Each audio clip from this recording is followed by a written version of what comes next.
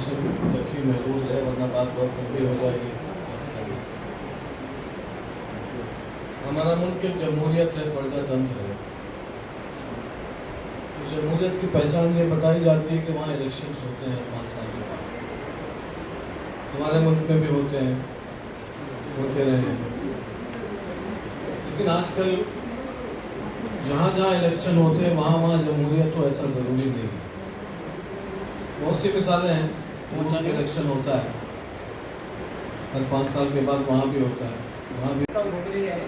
त्यांच्या जर शंका असतील तर त्या शंकाबाबत त्यांचं निरसन करण्यामध्ये निवडणूक आयोगाला अपयश आलेले आहे पूर्णपणे, आणि न्यायालयाने सुद्धा काही खबरदारी घ्यायला सांगितलेली आहे, परंतु न्यायालयाने त्या पलीकडे जाऊन दुर्दैवाने काही पाऊल टाकलं नाही आहे। आणि त्याची प्रतिक्रिया तुम्ही बघितलं तर यावेळी एका ठिकाणी EVM मशीन फोडण्यात आलं, एका ठिकाणी जाळण्यात आलं।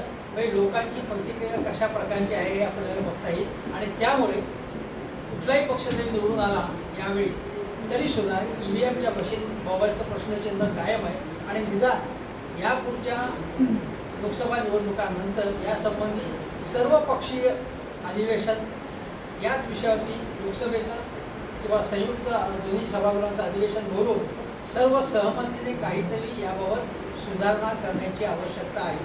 कारण निवडणूक आयोगाने सांगितले की आमच्याकडे यंत्रणा नाही आहे की, आणि आम्हाला जुन्या पद्धतीकडे जायचं नाही आहे आणि आम्ही या पलीकडे काही करू शकत नाही असं त्यांनी स्पष्टपणे सांगितलं। निवडणूक आयोगाने अत्यंत ठामपणे भूमिका घेतली आहे, हट्टी भूमिका घेतलेली आहे, पण आणि ही हट्टी भूमिका त्यांना कोणाच्या आदेशानुसार घ्यायला लागली हे नाही। अजून एक गोष्ट महत्त्वाची म्हणजे यावेळी मटणपासून अनेक विषय जे पंतप्रधानांनी यावेळी बोलून दाखवले ते अत्यंत पातळी सोडून होते, लाजिरवाणे होते, आणि ज्या पद्धतीचा भयगंड पसरवण्यात आला की आरक्षण काँग्रेसने दिलं आणि तुमचं काढून घेणारे, तुमचं मंगळसूत्र काढून घेणारे, याबद्दलच्या सुद्धा तातडीने त्याबद्दल काही ॲक्शन घेण्यात आली नाही। एका प्रकरणामध्ये जी ॲक्शन घेण्यात आली ती भारतीय जनता पक्ष आणि काँग्रेस दोघांनी नोटिसा देऊन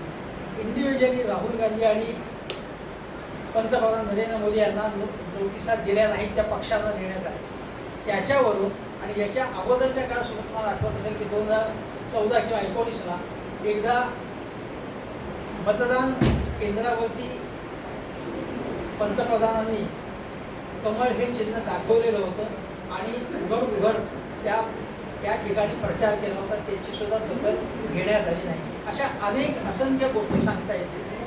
तिसरी गोष्ट अशी की मला ज्याच्याबद्दल नेहमी आक्षेप घ्यावासा वाटतो की ज्या पद्धतीने आचारसंहिता लागू आहे, मतदान प्रक्रिया चालू असताना टेलिव्हिजन चॅनेल्स जवळजवळ प्रचारी पद्धतीच्या मुलाखती किंवा बाईट्स या वेगवेगळ्या राजकीय नेत्यांच्या घेत असतात।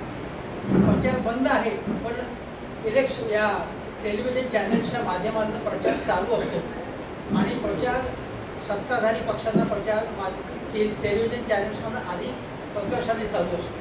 याबाबत काहीतरी सुधारणा होण्याची आवश्यकता। आणखीन एक गोष्ट अशी की ज्या